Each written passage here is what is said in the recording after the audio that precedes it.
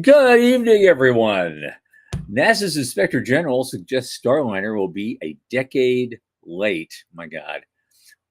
EchoStar's Sat TV and wireless subsidiaries file for bankruptcy. Who do you think will buy it up? We'll be talking about that.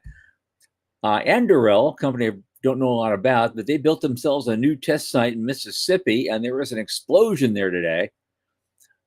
Speaking of explosions, Blue Origin still doesn't know why their new Glenn blew up, yet insists they will be flying again before year's end.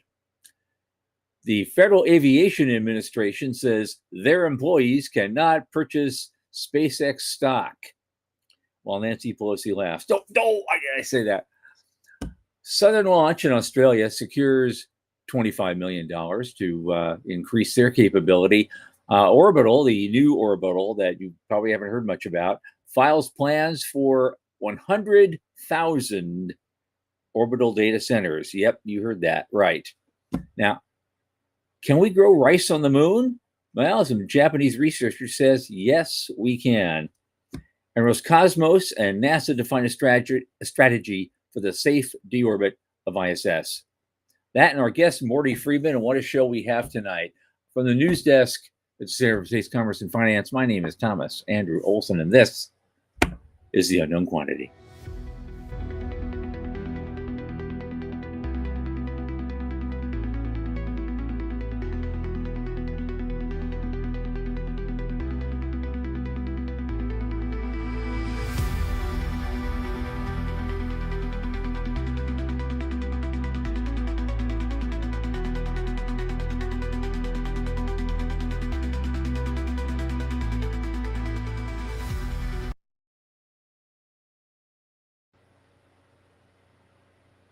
And as you know, this program is brought to you by the Center for Space Commerce and Finance. And what do? You know, we champion and strengthen emerging space startups and space-adjacent enterprises worldwide through advisory, access, and advocacy. Our legendary pitch events and world-class boot camps fortify startups to be better investor-ready. Now, a lot of our work, especially this podcast, is supported by our listeners and fans like you. So let's go to cscf.space/support. And click that Plainest Day donate button. A little in the tip jar each month makes a big difference. Don't forget to like, subscribe, and tell your friends. Speaking of friends, my oldest space friend, Michael Lane, who just about set his house on fire burning sage, is here with me. Come on in, man.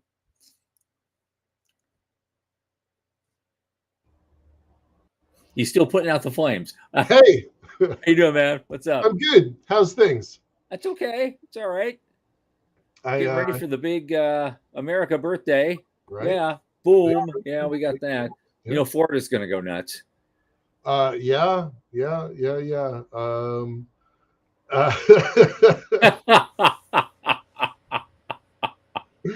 Oh, I never know when he's just saying stuff or is it real? You know what I mean?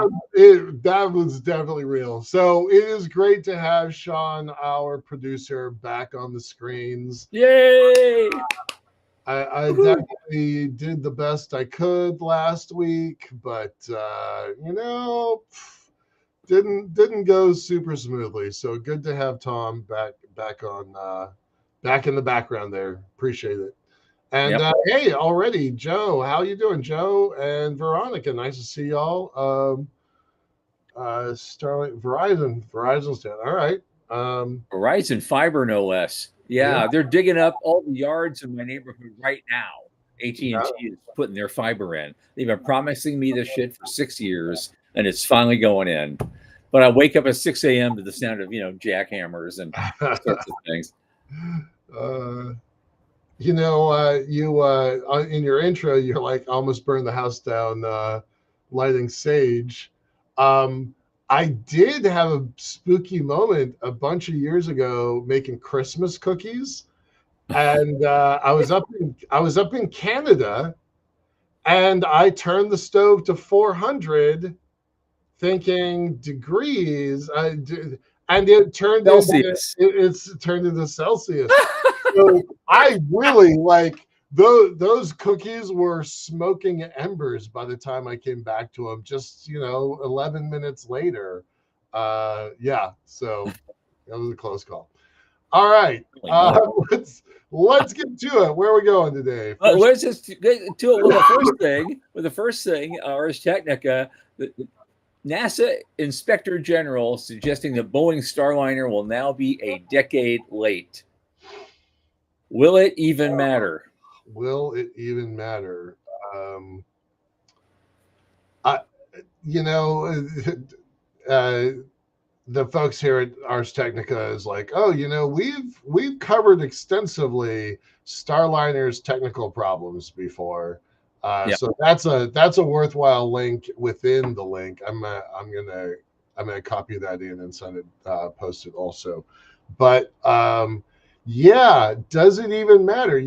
Just a few days ago, we had the very knowledgeable, very experienced Dallas Beanhoff on the show. And he's like, no, it's absolutely fine. Everything's going to be great. It's going to come back online. And, you and I kind of rolled our eyes like, really? Do you have some inside intel? And he's like, nope, nope, nope. But, I'm like, then just a few days later, this article comes out. Yeah. Will it even matter? Like, okay, before the show was on, you were actually trying to defend Starliner. So tell what you were saying. Well, at the time when they first announced they were going to do this was still at a time when everyone in the so-called new space movement were really putting down all the old contractors. They're old dinosaurs. It's old space. They'll never be able to do something like we can do. Us nimble little mammals will take out the dinosaurs. Right. I said, well, wait just a second. They have a lot of money and they have a lot of time. If they get focused on something, even a fully filled super tanker can in fact do a U-turn with enough time and patience. But it seems like it's now done years later, 10, 12 years later, it's now done a complete circle turn and is heading for the rocks. Right. I thought, I tried to defend you guys. I tried to give you a boost and say, I'm rooting for you. I hope you do it. Well, we saw what happened. We had, two guys stranded up there for 8 months. And then, and now all the little fixes they have to do, they're just getting nickel and dime to death on this. And they won't even say what the date is now for the next flight, which is supposed to be just a cargo flight, test flight. They won't even say when it is. No. I'll bet it's not next year. I'll bet you it's not next year. Yeah, and then keeping in mind that the ISS is going to get deorbited probably 2030, maybe 2032, although I'm becoming skeptical of that. So there's not much time. So even if they get the thing working, it's still like almost too little too late. Reading in the article, that capsule was supposed to come online in 2017. Yeah. And if it comes online next year, that'll make it a decade late. Yep. That's kind of awful. I would be very frustrated. Imagine you're a program manager there and you're like, sorry. Well, maybe they need to call Dallas back out of retirement. No, Dallas is busy where he's at. I don't want Dallas to go anywhere at all. I'm sorry, but I don't want to have that happen. All right, maybe it's already happened. We gotta do this quick, right? Okay, we gotta do this quick. So what's up next? Another company goes banco in the communication industry. Dish Network guys, EchoStar, the parent company. All their subsidiaries are filing for bankruptcy right now, which means there's going to be a lot of hardware up for grabs for probably, dimes on the dollar. Right. So who will pick it up?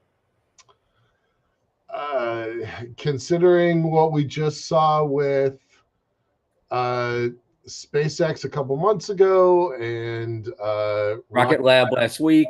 This week, yeah. I imagine there's going to be a lot of folks wanting that stuff.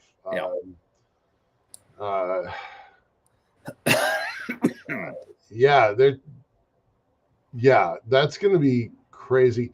I wonder if it's just a reorg plan and everything's going to be fine. Like they'll figure it out and come back online, or if they are they're just Oh my God! It just occurred to me. This is Dish, right?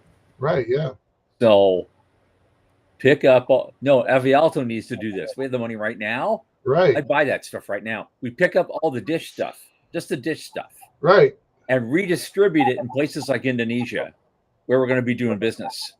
And all they Mm, have to do, it's a very simple thing. All you have to do is just, instead of aiming it at a satellite, you're aiming it at our high altitude platform. right. Done. Done. Ah, That's a pretty good move there, guy. it just occurred to me just now. Wait a minute. Wait a We minute. could actually use that old shit.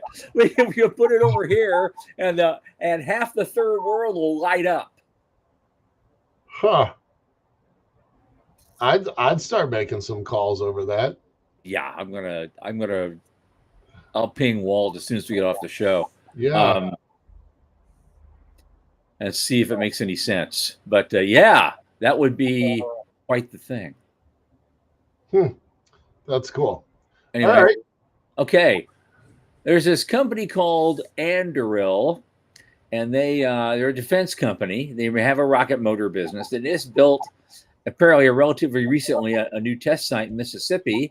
A serious explosion yesterday knocked it right out. And it could disrupt a key part of their rocket motor business. Right. So they're kind of they're newer than the rest of New Space. So the guy in charge, Palmer Luckey, people may remember him because he's the one who came up with the goggles, the VR goggles that turned ultimately into the Meta product for VR. And before that, he was a drone guy back, I don't know, 15 years ago or so. Mm-hmm. And he got out of both of those things only around the bad days of the pandemic. Maybe it's 2020, maybe 2021, and started really pivoting towards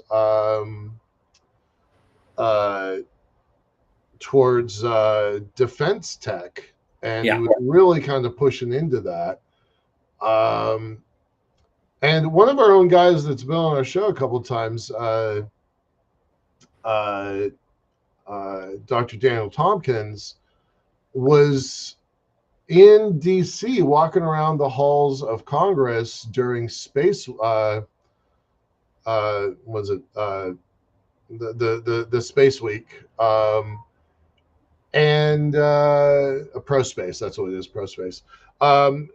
And he saw Andrew walking around the halls of Congress. Like, that guy hangs out there to get contracts. It's a really interesting story about the individual. Mm-hmm. I don't know that much about the person, the company, the company itself, but the guy with the pulse is a pretty interesting character and kind of makes that company work. So it's worth looking up to and seeing what this guy's up to. But yeah, well, interestingly, this outfit was supposed to begin mass production of these rocket engines a year ago yesterday. Okay. And they haven't done it yet. Not yet. And boom, on the anniversary of their promise, something blew up. Something blew up. Yikes. Yeah. Yikes. Yikes. Well, let's do this. Speaking of something blowing up, next well, here it is, a month now, and the Bourgeois still doesn't know why the new Glenn rocket blew up, but they still insist that they're going to be back in business before the end of the year. How can you build another one that fast and have that rapid a turnaround without knowing what the problem is? Yeah, exactly. You don't have to be us to ask this question. Michael. Yeah, I would want to know what happened. But they're like, okay, full steam ahead. Let's go get this thing built. There's some Go Fever on the board there somewhere. Mm-hmm. Okay. Yeah. I know. The news is not. There's not a lot of news today. We can just skip it. There's not that much to. Yeah, there's not much. Well, it hasn't been. I mean, I had Well, 6 items. I pared it down to 8, and even those I weren't happy with. So here we are. There was something that came out. It's not in this article. That's what I was like scanning through. But Isaacman made a comment yesterday or the day before where they may fly Blue Origin hardware on other people's rockets. He didn't say whose, but how frustrating would it be if you're building cargo for Blue and it flies on a SpaceX rocket? Because I said that on stage at ISTC. Wouldn't it be great if we weren't in this monopoly situation? We could just pass stuff over. It was the only thing that got an applause from the audience was, modularity and standardization. And it may be imposed upon them by Isaacman to put Blue equipment on a SpaceX machine. So, yeah, I honestly would kind of dig that. Yeah, well, also it's Elon's not going to care. No, $10 well, is $10. Jeff He's not going to care. Jeff and he'll get a brownie point and say, "Yeah, I bailed somebody out yet again. I bailed out Boeing. I bailed out these guys. I did this, and now I'm bailing out my biggest competitor." Right? Sure. But I think it would genuinely be good for the industry, and reminding everyone that when we had Mark Levinson on the show, he said that the standardization came about because the Navy required industry to figure out standardization. So this could be a moment where NASA, through Isaacman, requires our industry to figure out standardization, even for a little piece, or maybe it's a big piece. We don't know. This is all speculation. We don't have any inside facts about this. Yeah. All right. Moving on. Okay. Well, here's the funny one of the day. FAA says their employees can't buy SpaceX stock. And what was your comment during? In the background, Nancy Pelosi is laughing. Right. I'm just pointing out the hypocrisy of the fact that the Congress of the United States has been insider trading for decades. But this one agency says, "Oh no, we can't." Put ourselves in that position. Now it says, okay, not SpaceX stock. They don't mention Rocket Lab. They don't mention Blue. They don't mention anybody else. It's just SpaceX stock. Yeah, Blue is not publicly traded. But all these things are coming out. I mean, it does include. Well, no, I take it back. They include SpaceX and Blue and Rocket Lab and Virgin Galactic. Okay. And Blue is not publicly traded yet. Okay. But there's a whole bunch of other companies out there that have stock offerings that they could get into. It's kind of interesting. Just those little ones. Huh. Sitting there. I don't know what to make of it. I don't know what message. I kind of like that they can't do that. I don't think you should be able to do that kind of stuff from an ethics perspective. Well, absolutely. Yeah. I don't know if it's going to start a trend. It's yeah. I was a little surprised by that, but I think ultimately it's a good idea. Yeah. Oh yeah. We're in agreement on that. Okay. A spaceport operator called Southern Launch is based out of Adelaide. Has just raised $25 million in a funding round led by national security investor Brindabella and Company, with the National Reconstruction Corporation committing $10 million in direct equity to help scale Australia's, ready for it, sovereign infrastructure. Do you have a Google alert on the word sovereign? Is that how you're finding these articles? No, I am just got the luck the good Lord gave me. I just run across these things. I said, yeah, I'm using that one. Yeah, it is. It's perfect. Is that, I don't know anything about this. Is that a dish? I mean, the image implies it's a dish. Spaceport operators. So, Yet another spaceport we were not aware of. Mm-hmm. Very cool. The Southern launch facilitated the world's first commercial spacecraft re-entry. Oh, this is where Varda is coming in at. Yep. All right, we know that. Curious, they're not naming Varda, but we know that they came in the backcountry of Australia, so that must be connected. Yeah. Huh. Ah. All right. Australia's got another spaceport. I wonder where it is. That's something probably worth looking up. Well, yeah, it's probably not directly in Adelaide itself, I would imagine. Could be. I don't know. Yeah. Um, I wonder if your guy is connected to this. Your Australian guy. Favor. I wasn't thinking Faber. I was thinking the other. Oh, Jason Held. Held, yeah. Yeah. Yep. I'll have to ask him. He's more connected with the Australian Space Agency itself, but he might know these guys. He knows pretty much everybody down there now. Right. We need to get him on again. He's so good. Yeah. Okay, a couple more things real quick. Apparently, of course, as you know, securing sustainable food supplies is a key challenge for long-term exploration and habitation, of the moon and Mars, really. Yep. And so some researchers from Tohoku University and JAXA addressed this obstacle by creating a green energy-efficient plasma technology capable of synthesizing nitrogen fertilizer from atmospheric air. No. So an artificial plant. Right. An artificial legume that does exactly the same thing. That's pretty neat, actually. I'm going to give them some credit on that. Yep.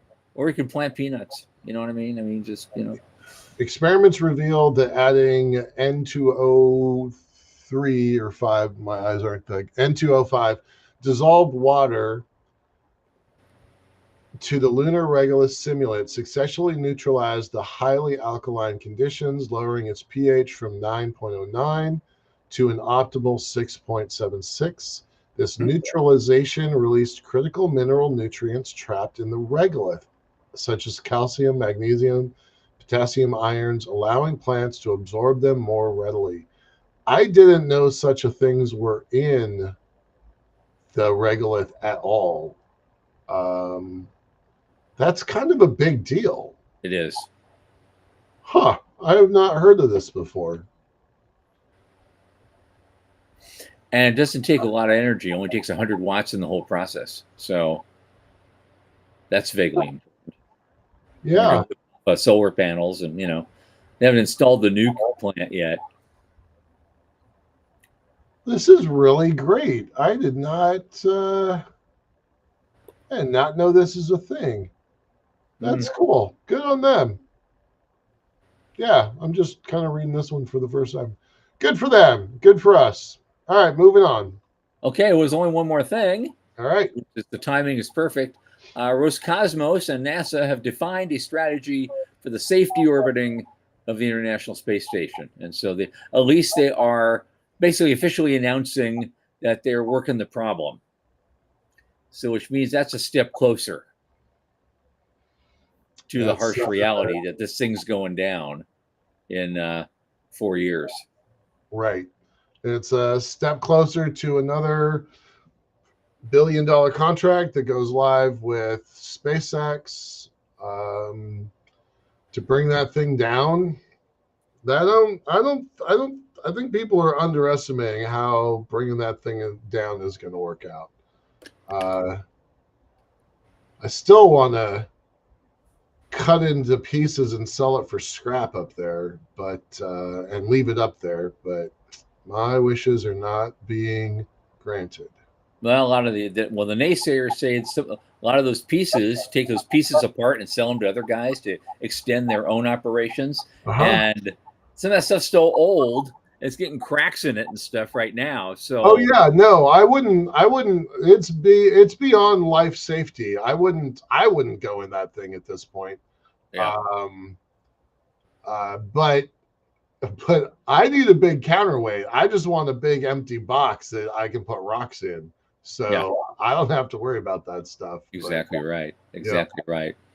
Okay, are you ready for some fun? Yeah, let's Are we have ready to go? Okay, let's bring on our guest. Mordy Friedman is back with us, but this time we're having a special night, just like Michael did a few weeks back. Hi, Mordy, how you doing? Hey, how are you?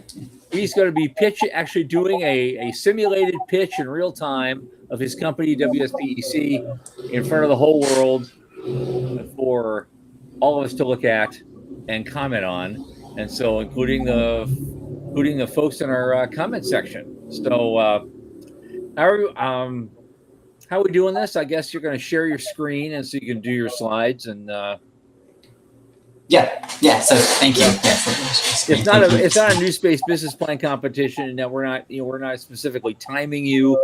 You're probably we assume you're gonna keep it to within 10-15 minutes, and then we'll have plenty of time for just like peppering you with questions and yeah. Thank you. Okay, so let me see if I can. So just have a look at it. I don't know. I'm trying to share my screen. I don't know if that's working. There we go. Yep. All right. So talking about Etheria. Right? The bigger picture of the space elevator, company building to highway to the stars. My name is Mordy Friedman, CEO and founder of Etheria. And before we get to front, I want to make one, in talking about our mission, things to clarify, premises coming into this conversation. We are under the understanding that space is the future of humanity. Space has a lot of value that can be brought and benefit humanity. It's something we don't need to explain. If you want that to be explained again, we can talk about that. That's something that we are already assuming you understand. And also that a physical connection to space is something that will eventually happen. A physical connection from a body in space to space. Earth is hopeful, but in general, the concept of having a physical connection to space is the ultimate way to access is eventually going to happen at some point, and that will enable space access to grow and space to really be able to benefit from the bodies of wherever we're doing work to space. So these are inevitable features. Etheria exists specifically to unlock humanity's access and to accelerate this timeline and to push for a physical connection from Earth to space. Now, in space, the space missions are very complicated. They take very long timelines, and that's very, again, especially with a project of this kind of scale, it's potentially generational. So our roadmap is very much phased. For this talk, I'm really going to focus on what we're working on right now, but just to give a clear picture of kind of the long-term vision and the steps that it takes to actually constructing a space elevator. Of course, we may not know the exact times on it, but initially the idea is to prove the concept, prove the market, prove what we're able to do. Then it goes into dominating the industries and really advancing the capabilities so that we have the ability to go and produce. Then phase 3 would be initial testing of the core systems, proving the value of the full systems working together at a higher level. Then phase 4 would be construction and testing of the full space elevator. And then, of course, continuous scaling after that and growth as an organization, as a company. So phase 1, which is the current phase, and that's really where it's active, and that's like you're hinting on, Thomas, about WSPEC. There's 3 main parts that are going on right now. Like I said, that this phase is really about proving the foundation, proving the space elevator as a concept, that the technology is viable, also proving that there's interest and that there's a market around that, and proving that it's physically possible, which is critical to where we go next. So these include three main parts. There's WSPEC, which is the World Space Elevator Competitions, materials R&D, materials, which is the common go-no-go on the space elevator right now, and global policy. Policy is required to actually enable us to be allowed to build this. Okay. Now, WSPEC is a currently operating nonprofit organization that we help support, fund, and run. It's entirely separate from Etheria, but the objective of it is to advance both interest in the concept of the space elevator and general technology to ultimately show that the space elevator is something that's possible to the world and develop the technology that comes out of it or the technologies that are needed for it separately. WSPEC, as an organization that exists right now, sits in a spot of selling the concept of space elevator, sharing the idea of a space elevator through the competitions that we host, through the events that we host, as well as focusing it in a way that benefits the world right now. So education, specific technologies that are necessary for the world right now, but taking the space elevator, breaking it down into a system of systems, and allowing us to test many different ideas together on the specific technologies that we need. Getting many different answers to the same questions, really letting us see where to go in the long run, or what is the most valuable in the long run for a space elevator. It also allows for global visibility as a public and forward-facing brand. It on its own can sustain itself through the value it's generating, and be seen by the people and spread the word of the space elevator. And importantly, also self-sustaining on its own because of the value it generates, because of the educational value and the technological value that it's producing. It's able to sustain itself and keep itself running in the long run, which is very important as an early stage part of the project, where regardless of the space elevator's timeline, regardless of how long it's undertaking, we're building an ecosystem in itself that will continue scaling and growing, building that. Then we also have material science. We're doing research on the common denominator, trying to find where, for the space elevator right now, the most complicated part is the material science. The go, no go on it. We don't currently have material that's strong enough that we can produce at scale to build a space elevator. So although there are theoretical materials that will work, we still have no way of manufacturing it. In material science and in advanced materials, in two-dimensional materials, there's a common production method called CVD, or chemical vapor deposition. And our focus on this early stage is rethinking this from a ground-up perspective on making it a scalable model as a production method. The advantages of coming up with that as a production method opens up material production in many different ways. So besides for just the graphene or carbon nanotubes or HBN, which are the materials that could be used for a space elevator, that can be produced using this method, we can actually produce many other potential materials, other advanced materials. So this opens up an industry in itself. And our focus of this would be to actually have a machine that we can use to produce this material at scale as a manufacturing company. But again, importantly, also not just the graphene, not just the space elevator materials, also on the side of, as this early phase, we can't just focus on the end goal of a space elevator, because there has to be value immediately, there has to be value in the short term. And that's specifically where material production as a whole, which is a consistent thing, regardless of needing it at the scale for a space elevator, it's very important right now. We're also working on, or building on this early phase, building on the legislative plan, on a legislative plan to enact over the coming few years, to enable a space elevator to exist legally. Obviously, space law is very complicated how it goes, but we do want to make sure that as this happens, and again, knowing of course the timeline of how things fall, but making sure that this is something that's possible, something that's into consideration, whether it comes to space debris, whether it comes to the physical access to having a connection to space, or whatever else could come up to allow for a physical connection to exist to space.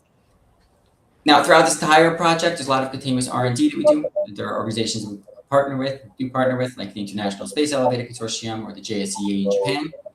We do a lot of research in the space elevator itself, as well as some flat done internally. This is a continuous effort that we will keep doing and keep pushing forward, even though it doesn't generate immediate and direct value. Very important to understand from a company perspective.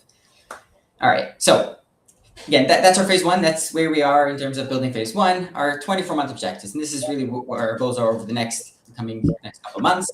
Focus one is on de-risking the technology, proving the technology is capable, possible, something we can do, and then validating the market, and introducing it to the market, spreading the word, and understanding, and seeing kind of the results there, and proving that this is something that we can build to with an existing market and with the needs and uses of the future space economy.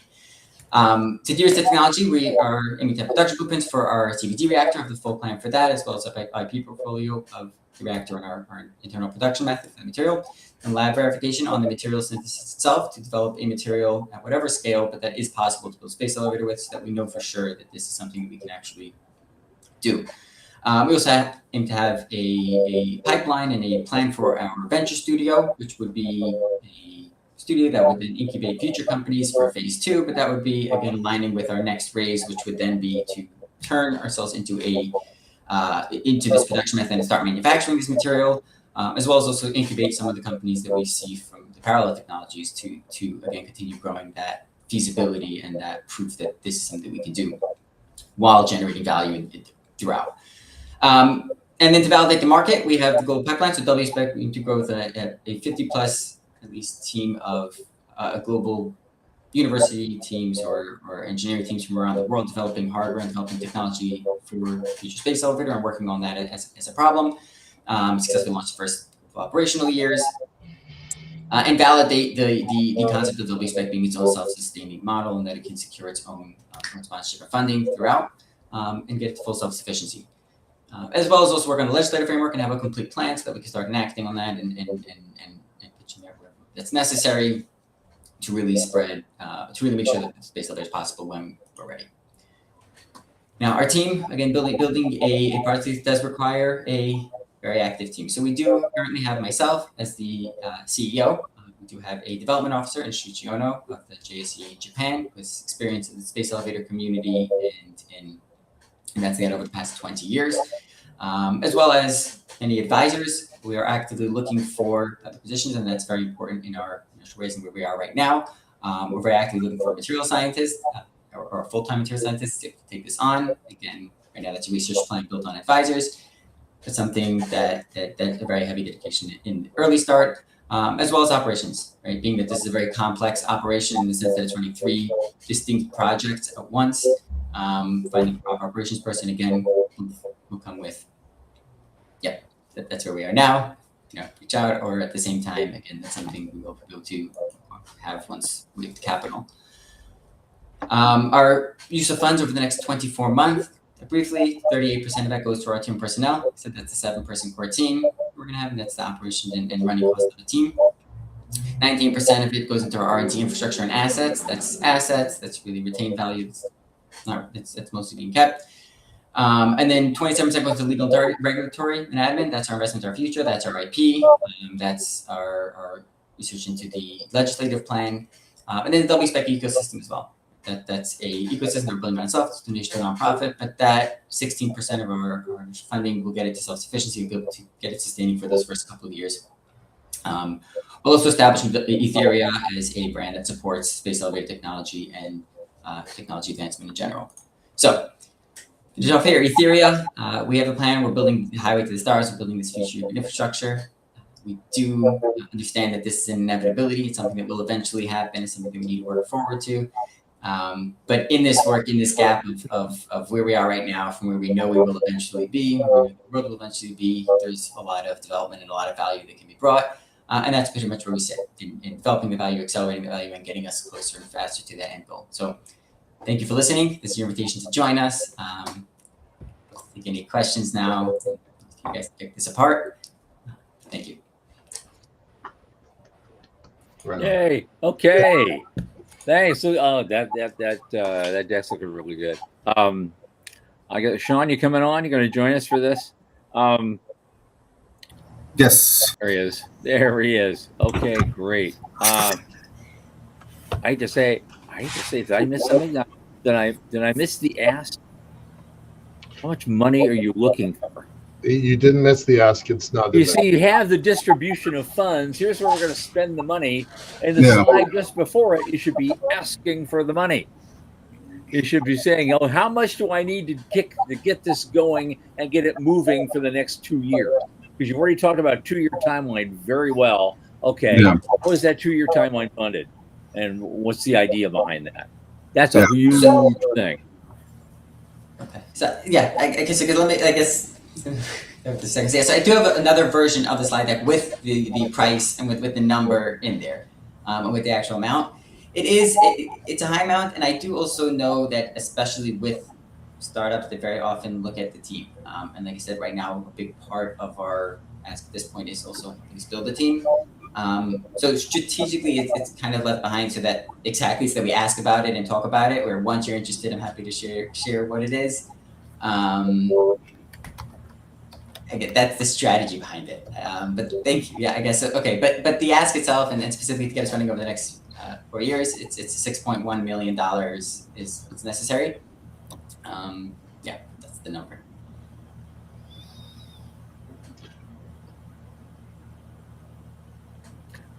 Okay.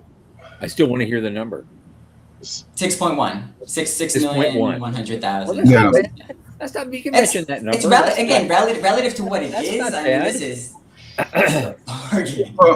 If you're buying 20%, so at 30%, well, okay, it's a good offer, but So from my point of view, from a sales point of view, I am looking at this, and you did a great presentation of the technical side and of what you wanted to do.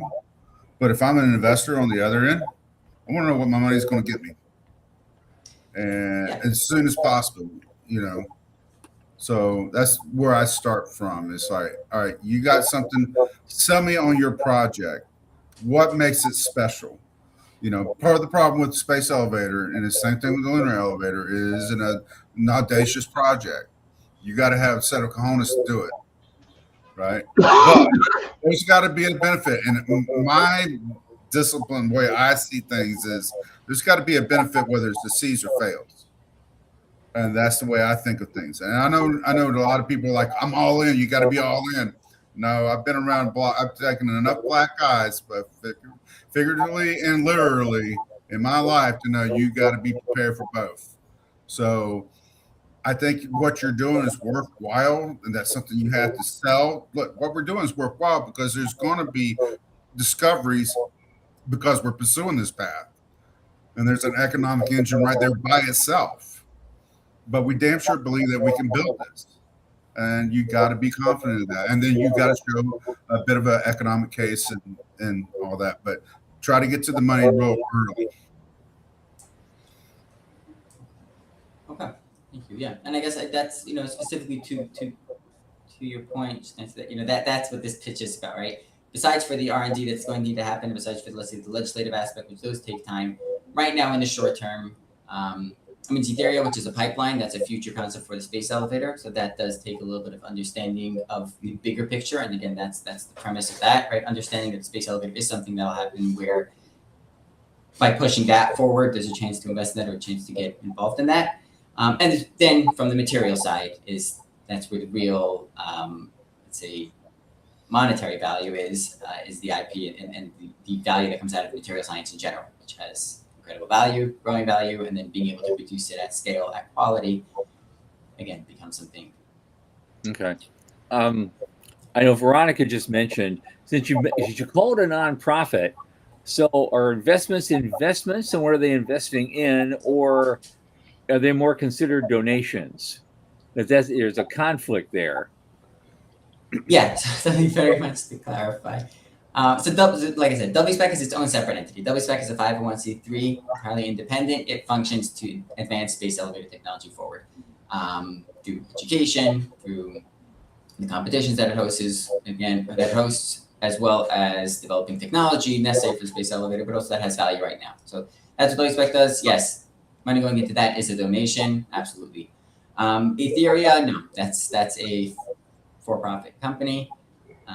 The standard equity, again, with the nonprofit, there's no ownership either. Nonprofits don't have ownership. So as a 501c3, there's no official owner. So your investment into that is a donation, or there's no investment into that.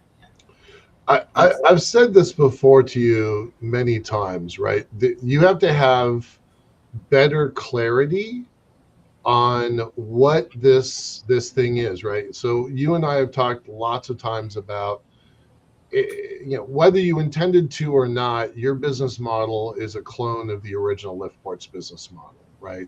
There's the big idea of the space elevator, and then supporting subsidiary developments. Sometimes they're technology developments, sometimes they're commercial developments. Your story is very muddied, and we've talked about that a couple times. When you're doing an investor pitch like this, I would have had one slide that says, we support Ethereum. Ethereum supports WSPEC. Yes. And some of the money is going there, but I wouldn't have put some of the money is going there.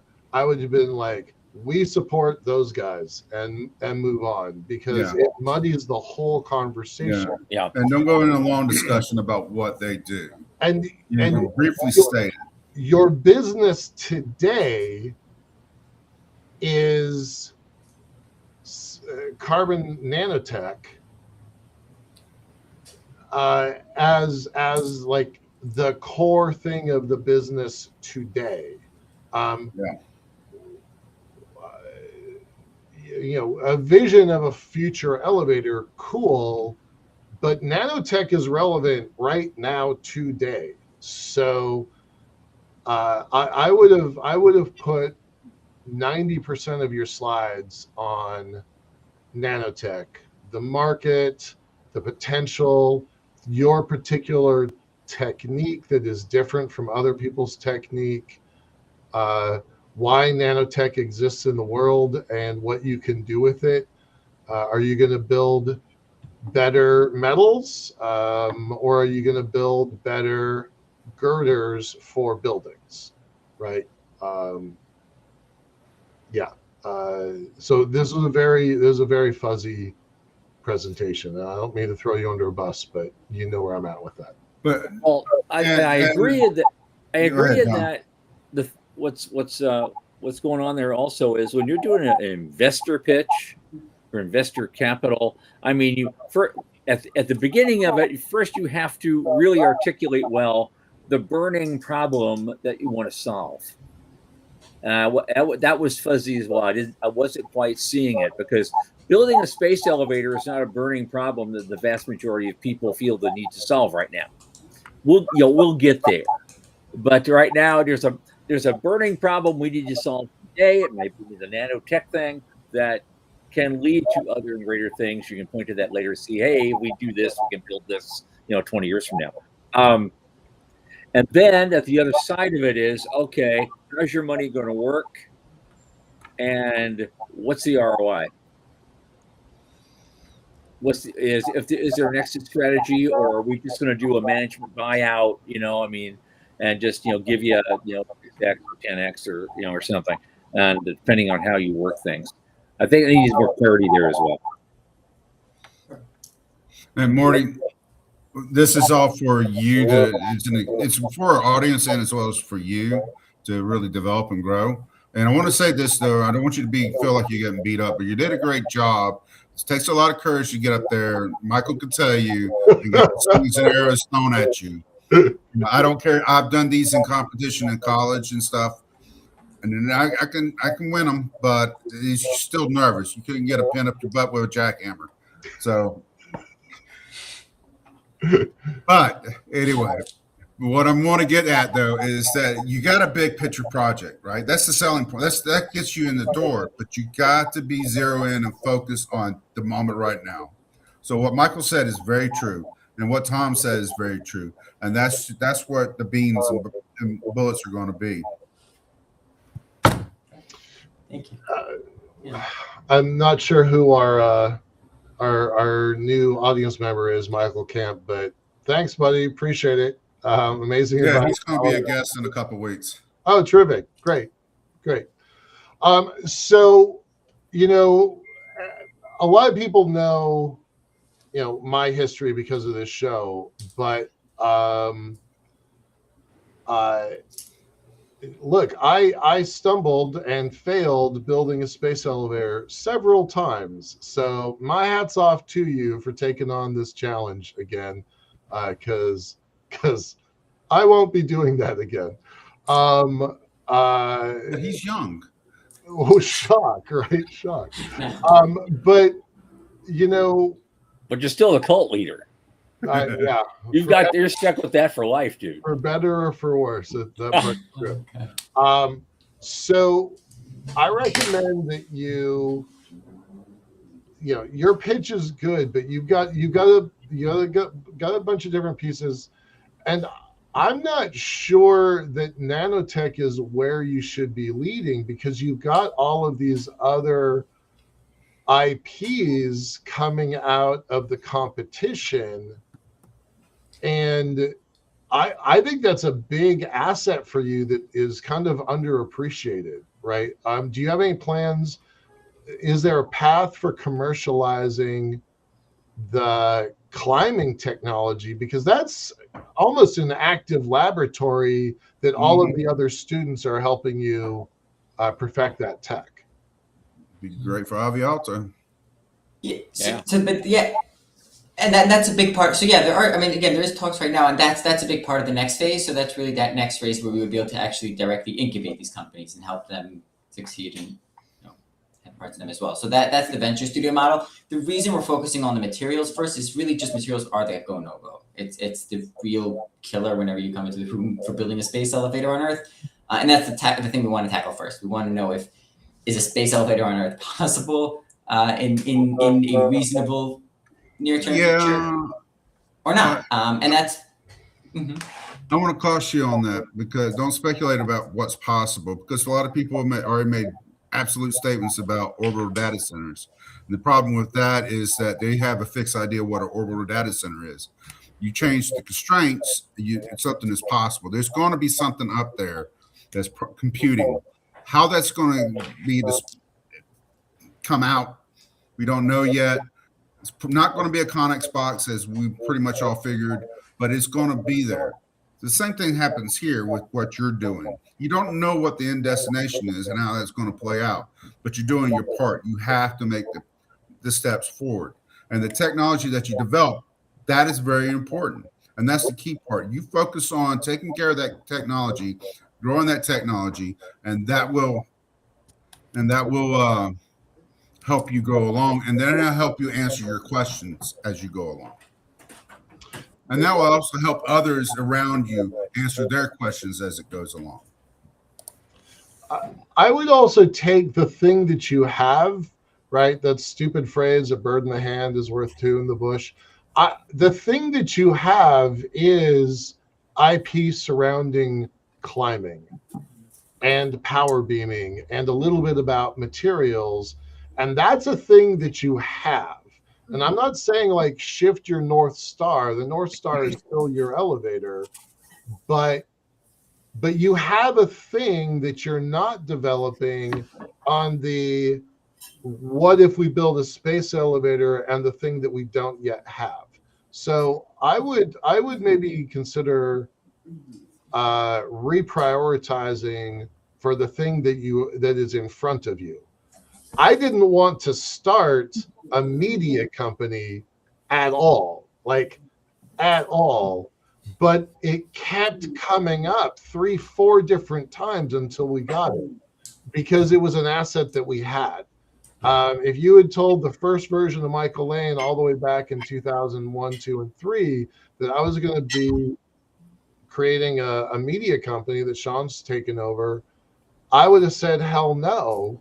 But it was the asset that we had that kept us alive. And I mean, kept us alive.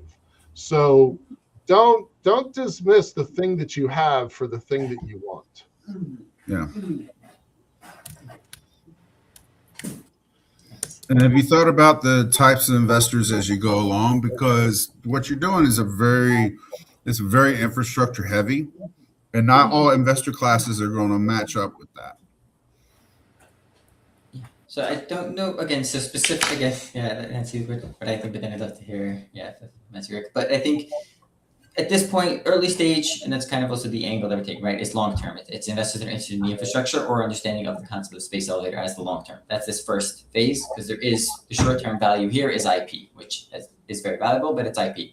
Then in the next phase where it's real physical materials, then the angle is much more on the material production, which would be much more industry or venture capital investment from that side, as well as starting a fund. So I think that's also much more, but a fund also on the idea of the space elevator as a long-term concept. So again, just kind of shifting, I guess, the types, the investment types. Now, are you running your phases linearly, and then once you complete one, then you go into the other, or are you going to run in parallel? The phases, like the series rounds that have ahead, or the phases that are going on for the space elevator? You go phase one where you're doing IP to a certain level. Some of the stuff that you're working on, hey, I can go ahead and start phase two now with this stuff. And you still absolutely. do phase one and phase two at the same time. Exactly. Yeah. They're all going on at the same. It would all be going on at the same time. Kind of like what Mike was saying, right? If we see a lot of value from the competition right now, or if we can raise for a studio on its own to take these companies and turn them into their own companies right now, we see, if there's business case around that, absolutely, yeah. So to go, or if there's an opportunity to test, right? And I think Liftport could be a great example, right? Testing a space elevator on the moon, or testing a space elevator in use on a different body. That's phase 3. But if we can get that done earlier, or again, the case around that exists, and we're able to do that first, that accelerates the timeline. So it's all just, these are the scaling phases that need to take place. And if this happens linearly, in terms of like the project scale and complexity, it grows straight. But absolutely, the goal is to have it happen as soon as possible and to get to the end point. So, Cool. I want to come back to the numbers for a second. Tom, were you going to say something? No, I'm just. I want to come back to the numbers for a second.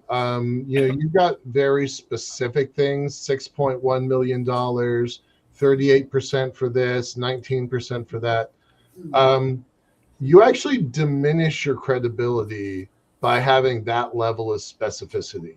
Every investor, and I'd love to hear if Joe Prostruto is still on the call to get his perspective on that, because he's a guy who checks.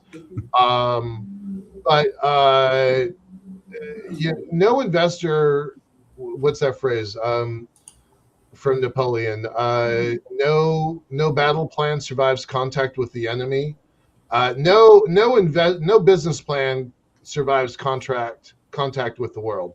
So 6.1, 19%. Just round your numbers. It's Murphy's Law. Specific numbers, it actually kind of speaks to a certain naivety that you don't want. Like, you want to be credible walking in there. So, yeah.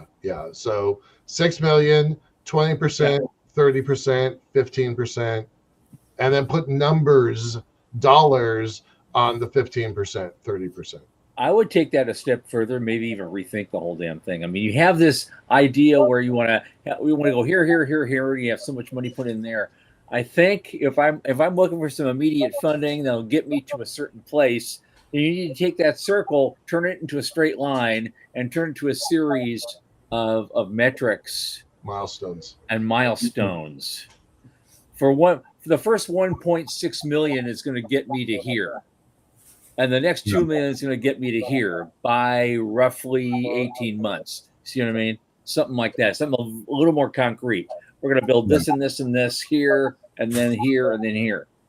And by the end, we got this. Tranches and just have it like. Yeah. Think of it like a technology roadmap, but it's a financial roadmap. Yeah. So you don't want to give any potential investor, it's got to be 6.1 million or nothing. Right. You may need 4 or 5 guys that'll do, different pieces. We're doing exactly that right now.